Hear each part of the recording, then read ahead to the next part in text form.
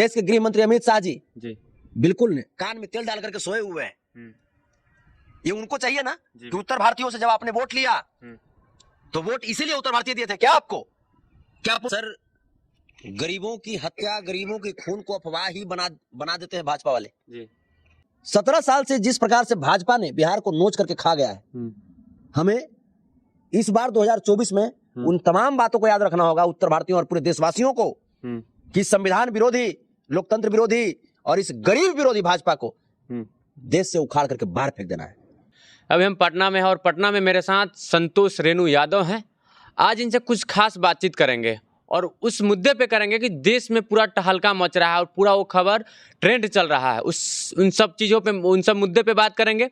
कुछ लोगों का कहना है जो तमिलनाडु में घटना घटा है वो झूठा है, वो फेक है, उन सब चीज़ों पर बात करेंगे, कहाँ तक इसमें सच्चाई है। सबसे पहले स्वागत है भैया आपका। जी बहुत बहुत धन्यवाद। भैया एक खबर चल रहा है पूरा टीवी पे कि बिहारियों को बुरा तरह से धारदार हथियार से पीटा जा रहा, मारा जा रहा है, मौत के घाट उतार दिया जाए। आखिर क्यों हम बिहारियों को इस तरह से क्यों किया जाता है? हर एक जगह, कभी गुजरात में मारा जाता है तो कभी हैदराबाद में मारा जाता है तो कभी तमिलनाडु में मारा जाता है, क्यों? जब देश का चौकीदार चोर निकल जाए ना तो ऐसे ही देश के अंदर अशांति का माहौल कायम होता है जी। देश के गृह मंत्री जो कि उत्तर भारत में आकर के और तमाम झूठे वादे करके वोट ले लेते हैं।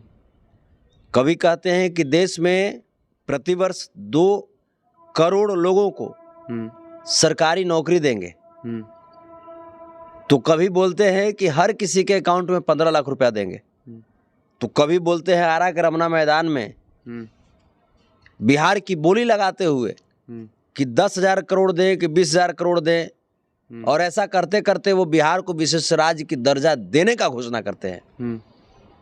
लेकिन जब चुनाव जीत जाते हैं तो तमाम वादों और तमाम घोषणाओं को वो जुमला बताते हुए देश की जनता के साथ छल करते हैं।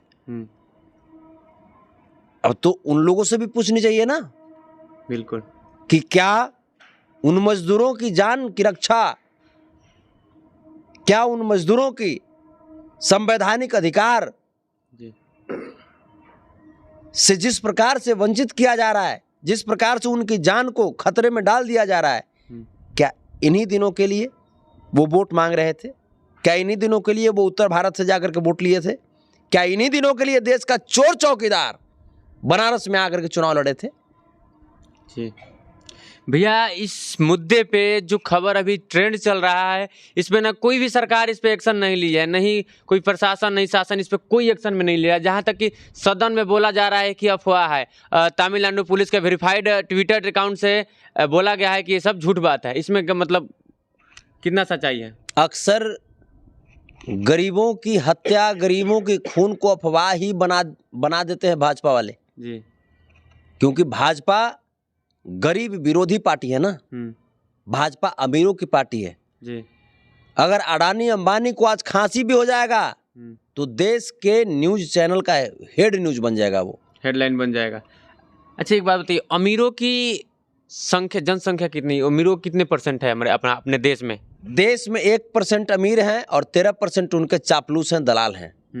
कुल मिलाकर के 14% लोग भाजपा के लोग हैं और भाजपा सिर्फ उन्हीं 14% के लिए काम करती है। बाकी देश के 86% लोग से भाजपा को नफरत है। तो यही 86% लोग क्यों वोट देते हैं भाजपा को? ईमानदार होते हैं ना, छल प्रपंच नहीं होता गरीबों के पास। गरीब लोग भावनात्मक होते हैं, सपना दिखा देते हैं गरीब लोगों को, और सपना दिखा करके उनके सपनों के साथ छलनी करते हैं, उनकी भावनाओं के साथ खेलते हैं। आपने देखा नहीं किस प्रकार से वोट मांगते समय तमाम घोषणाएं की गई भाजपा के द्वारा?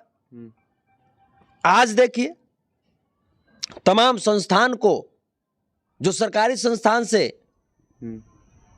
जो सरकारी संस्थान थे उसको निजीकरण किया जा रहा है, प्राइवेट किया जा रहा है, प्राइवेट हाथों में उसको दिया जा रहा है, चाहे वो रेलवे हो, एयरलाइंस हो, LIC हो या बैंकिंग हो।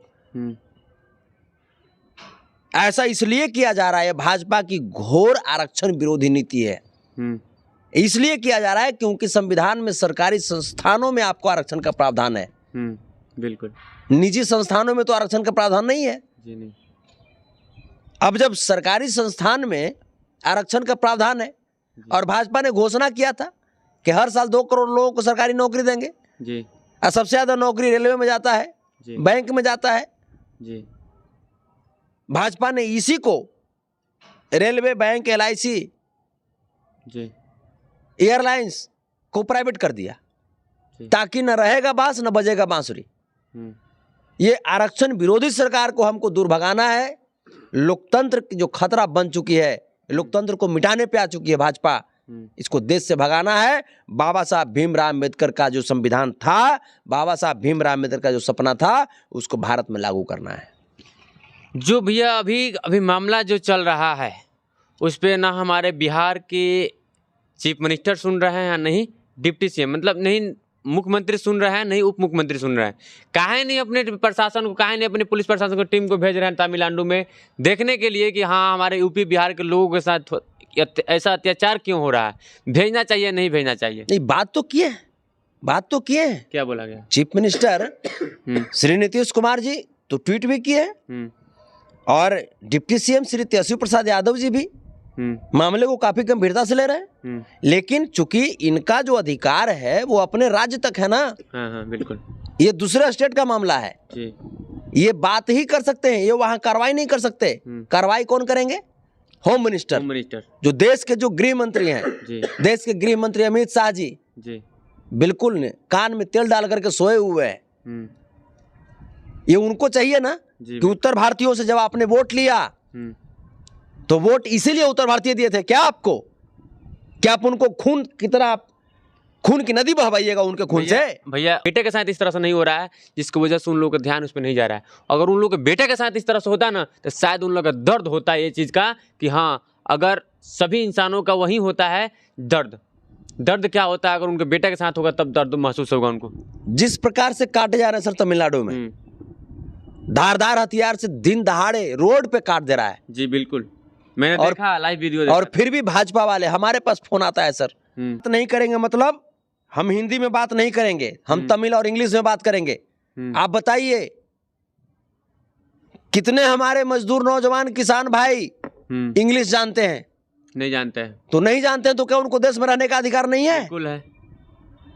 ये भाजपा वाले जिस समय डॉक्टर मनमोहन सिंह जी इंग्लिश में स्पीच दे रहे थे तब भाजपा वाले बोलते थे कि इंग्लिश में स्पीच देता है, देशवासी इंग्लिश समझता है क्या? तो भाजपा वालों आप बताइए कि आप तो देश की मातृभाषा को आपने प्रमोट करने का ढोंग किया, फिर अमित शाह जी आप बताइए कि आपके वो IPS, वो त्रिपुर का SP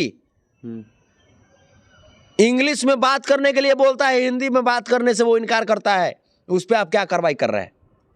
जी बिल्कुल होना चाहिए कार्रवाई, उनकी कार्रवाई होनी चाहिए ना। बिल्कुल होना चाहिए कि हमारा राष्ट्रभाषा हिंदी, या जो हिंदी नहीं बोल रहा है वो भी SP होकर अगर हिंदी नहीं बोल रहा है तो उनके ऊपर कार्रवाई होना चाहिए। वो हमारे मजदूरों, वो हमारे भाइयों की बात को क्या समझेगा?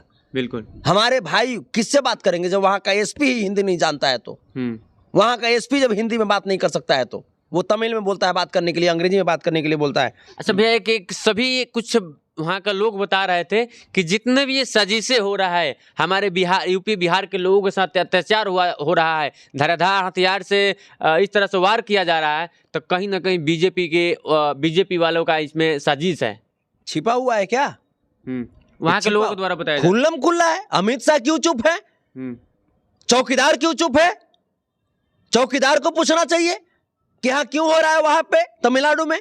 क्या तमिलनाडु देश से बाहर है क्या? क्या तमिलनाडु के प्रधानमंत्री नहीं है नरेंद्र मोदी जी? बिल्कुल है। क्या तमिलनाडु के गृह मंत्री नहीं है? बिल्कुल है अमित शाह। तो फिर आप बताइए कि ऐसा क्यों हो रहा है? ये तो अच्छा भैया, ये बिहार में, हमारे बिहार यूपी, बिहार में, यूपी की तो बात हटाइए, बिहार की बात कर रहे हैं हम, तो बिहार में काहे नहीं से रोजगार के लिए कोई फैक्ट्रियां लग रही है ताकि हमारे बिहार के लोग जो दूसरे राज्य में पलायन कर रहे हैं उनको उतना दूर न जाना पड़े?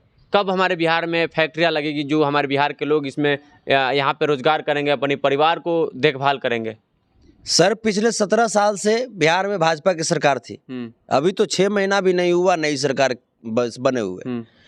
तो तमाम वो कार्य किए जा रहे हैं, तमाम कोशिश की जा रही है सरकार के द्वारा, आदरणीय श्री तेजस्वी प्रसाद यादव जी के द्वारा, आदरणीय श्री नीतीश कुमार जी के द्वारा, कि निवेशकों को यहाँ लाया जाए, निवेश कर सके उद्योगपति, और बिहार में भी फैक्ट्री बने। तो उस दिशा में लोग अग्रसर हैं। लेकिन 17 साल से जिस प्रकार से भाजपा ने बिहार को नोच करके खा गया है, हमें इस बार 2024 में उन तमाम बातों को याद रखना होगा, उत्तर भारतीयों और पूरे देशवासियों को, कि संविधान विरोधी, लोकतंत्र विरोधी और इस गरीब विरोधी भाजपा को देश से उखाड़ करके बाहर फेंक देना है। चलिए, बाकी हमारे साथ संतोष रेणु यादव थे, और इनका प्रयास है, इनका बातों पे आप लोगों को क्या राय है कमेंट में हमें जरूर बताइएगा। तब तक लिए जय हिंद।